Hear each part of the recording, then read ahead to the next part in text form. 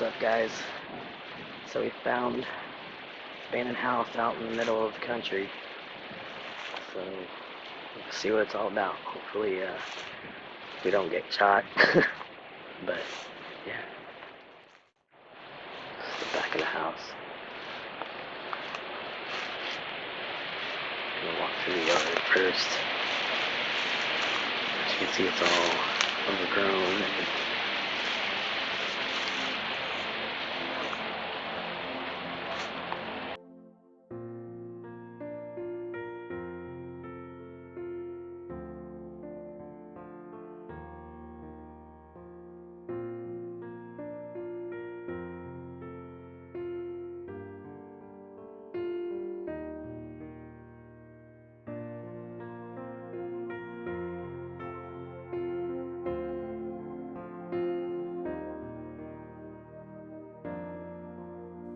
The first time this house was brought to our attention, we decided to drive out and just drive around and see if there was anybody around or anything. And there's not really any neighbors around close by. So we came back another day and we decided to go for it. And we didn't know anything about this place. We just know that one of our buddies had drove by and saw it. So we decided to go check it out.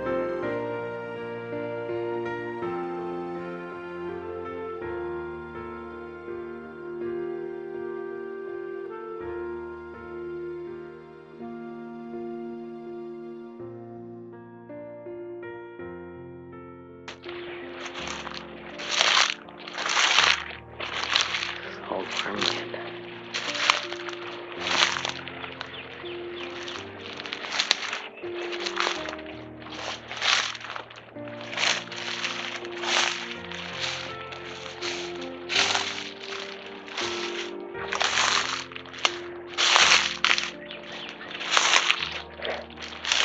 That's one thing about it.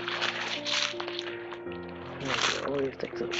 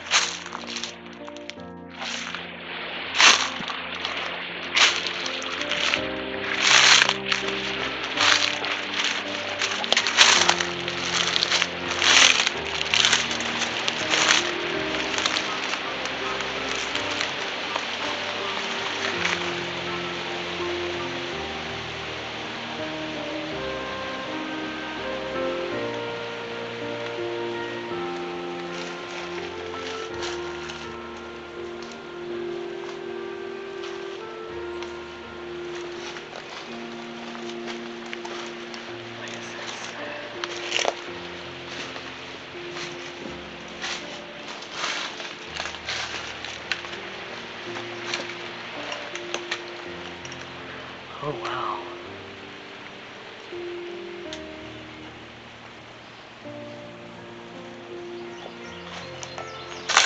Bunch of glass bottles and mason jars in here.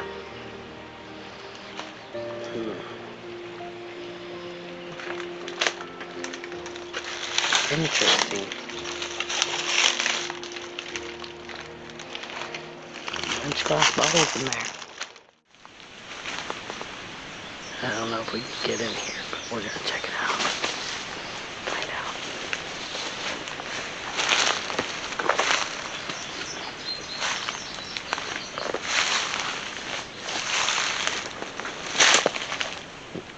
It's the one, so be careful. Okay.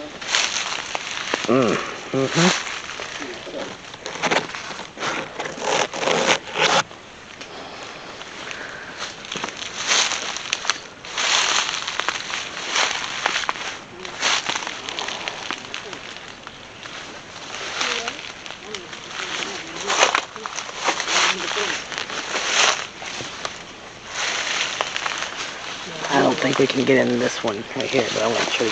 Look in the window.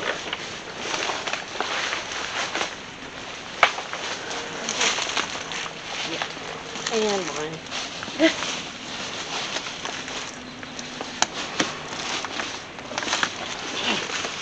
Oh, wow.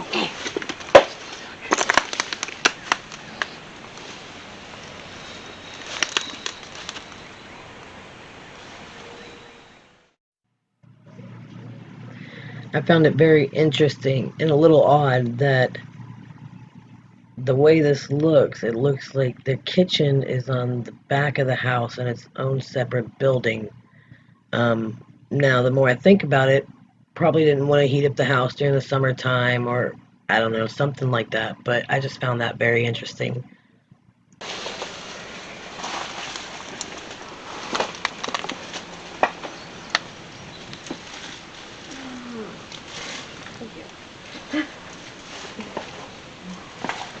Well, there's a door over here, but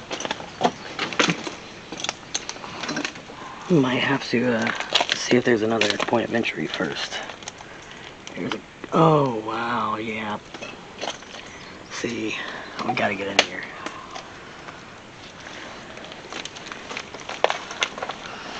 Let's try to walk around and see if there's a different and easier way to get in first. Okay. Because I don't know if there's a basement. And if there is, If you come over this way, there's nails sticking out of this. okay, Like right in the middle. okay.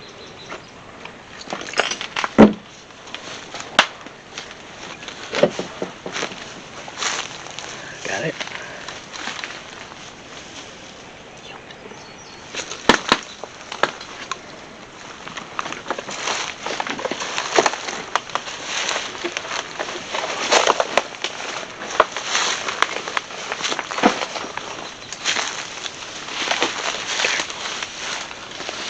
Tell it's a little bit of lathe and plaster, yeah. Or lap and plaster, however you say it. Just depends on who you're talking to. Yeah. So. Oh, here we go. We're trying to get in. So, but it had me like 130 pounds. So I stepped where the shingles are, and then but no, like I held on to the window frame where there's no glass, and then I stepped where the shingles are on the other side too. You realize. It's a lot sturdier than you think, dude. Okay. Yeah, it is. Okay. But it does move pretty easily. Well. Pass the torch. Are we rolling? It's on. Alright. I stepped where the shingles are and then held on to the window frame. Right there.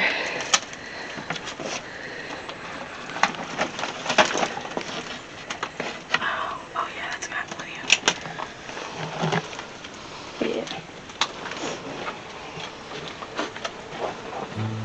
Yeah. As we enter the house, we couldn't help but feel like this house had been built right around the same time our house had been built, which our house had been built in 1918.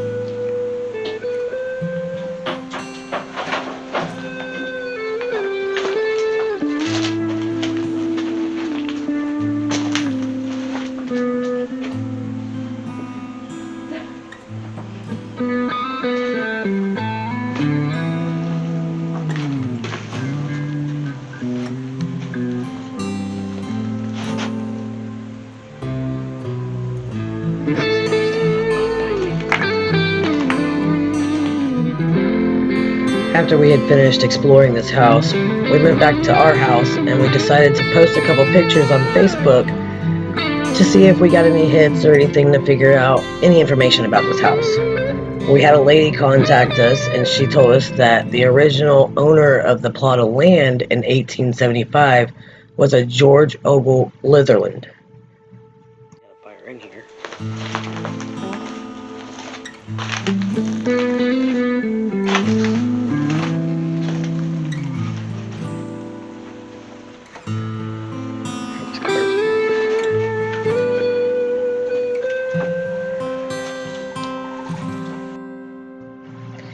1857, at the age of 24, George married Sarah, who was 22 at the time. They ended up having 6 children and starting their own farming business on this plot of land.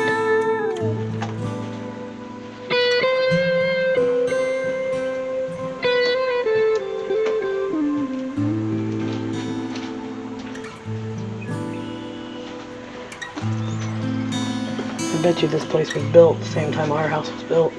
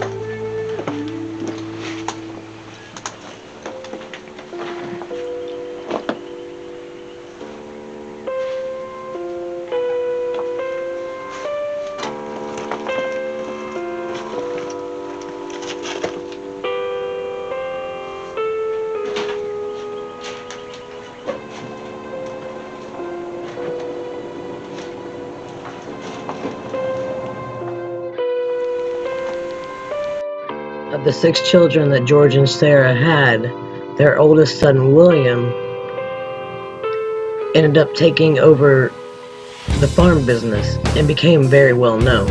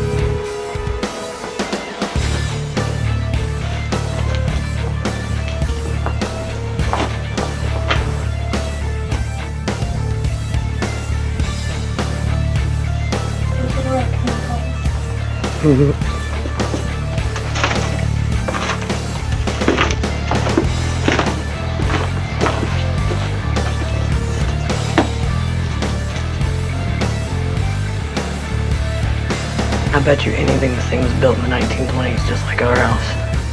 I'm happy I Good. I'm going up.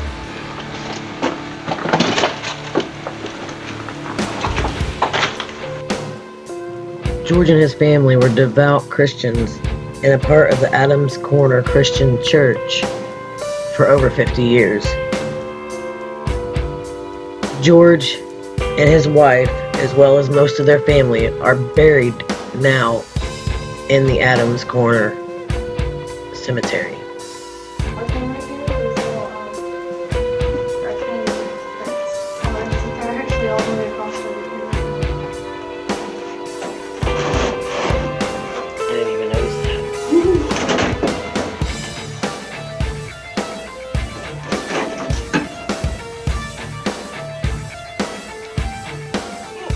It's an empty crawl space. I think it's facing the stairs.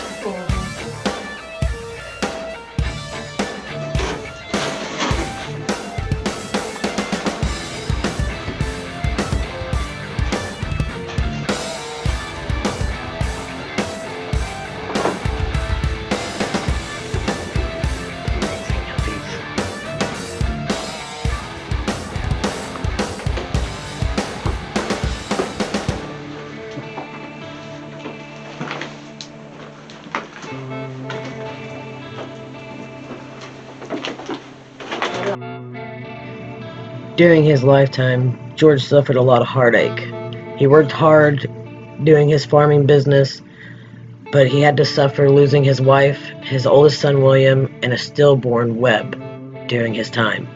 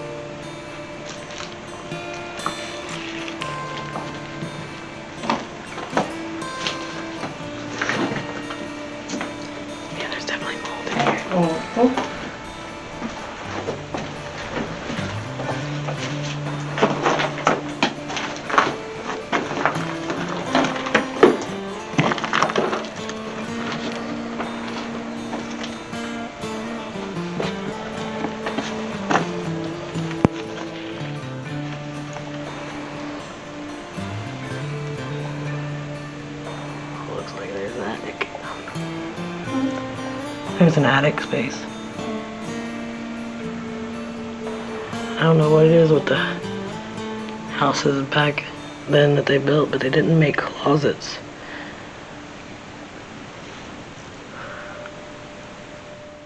The bird nest.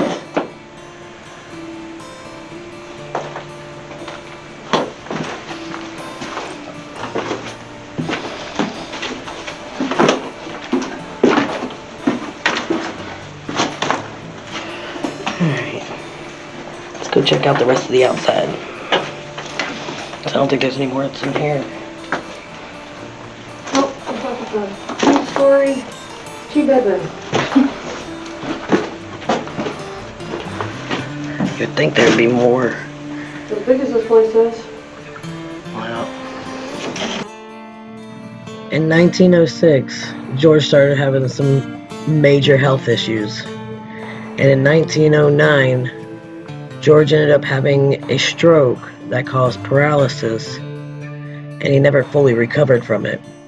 He had several reoccurrences of the attacks, and his very last one was what caused his demise in October of 1910.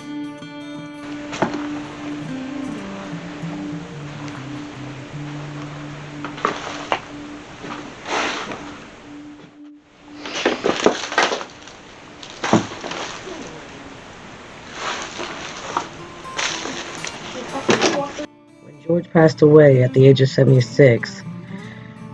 He left behind 3 of his children, 2 sisters, 18 grandchildren, and 7 great-grandchildren. I don't know if the house got passed down to the family or not. We did find a mail in there that was dated 1998. We also found paperwork that was dated in 1985, so the last paperwork we found, I believe, was 1998. So it's been abandoned for a while, but I don't know if it was part of the family or not.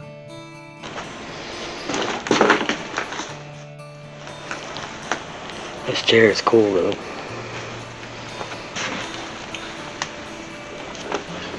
It still rocks.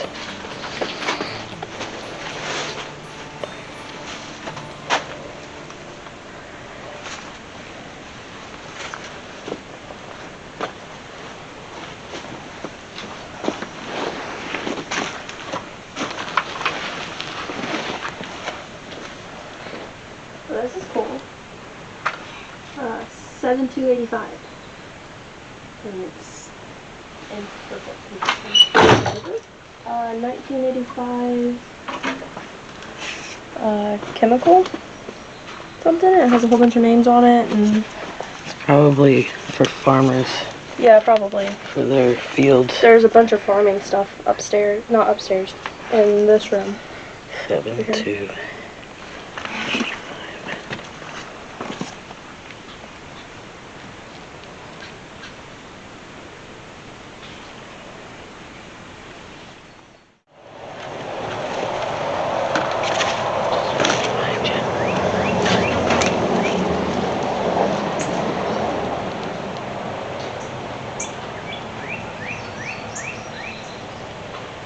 Oh yeah, it looks like there is a basement, but it's flooded. Hmm? So it looks like there is a basement, but it's flooded. Oh. Yeah, that's a Whole tank of some sort over there.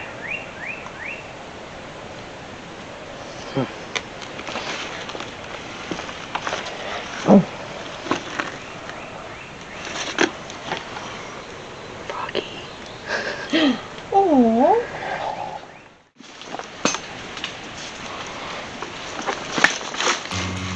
Ouch.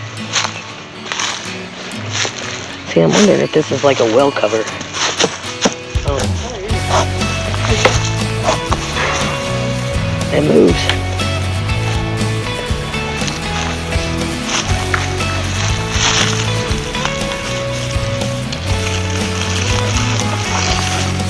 Oh, yep.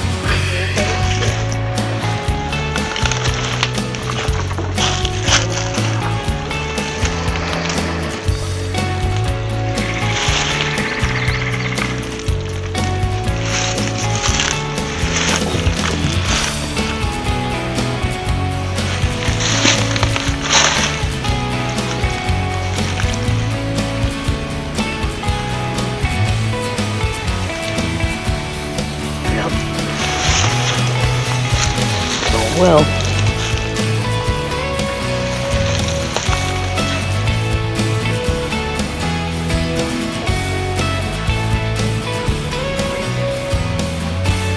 The old Ranger.